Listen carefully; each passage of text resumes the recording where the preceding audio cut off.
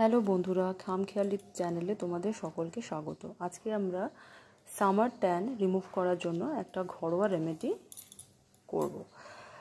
প্রথমে 1 থেকে 2 চামচ টক দই নিয়ে নেব। তার মধ্যে চালের গুঁড়ো আর একটু রান্নায় ব্যবহার করা যে হলুদ, সেই হলুদ গুঁড়ো একসাথে মিশিয়ে নেব। আমি এখানে চালের গুঁড়ো আর হলুদ গুঁড়োটা আগেই একসাথে মিশিয়ে সেটাই টক দইয়ের সাথে মিশিয়ে নিয়েছি। এই উপকরণটি তোমরা মুখে ট্যান পড়ে থাকলে, মুখে, ঘাড়ে, হাতে, পায়ে ট্যান পড়ে থাকলে তোমরা এটা স্নান করতে যাওয়ার 10 মিনিট আগে ভালো করে অ্যাপ্লাই করে নিও।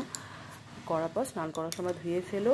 1 সপ্তাহ পর তোমরা এটা রেজাল্ট দেখতে পাবে। আচ্ছা, পেস্টটা বানানোর পরে সেটার মধ্যে একটুখানি গোলাপ জল দিয়েছি। গোলাপ জল দিয়ে একটা থিক পেস্ট তৈরি করে নিয়েছি। এই রেমেডিটা খুবই ভালো, উপকারী, তোমরা করে দেখতে পারো। স্কিন গ্লোয়িং হবে, ব্রাইটনিং হবে, ট্যানও রিমুভ হয়ে যাবে। তোমরা করে আমাকে প্লিজ কমেন্টে জানিও। Thank you.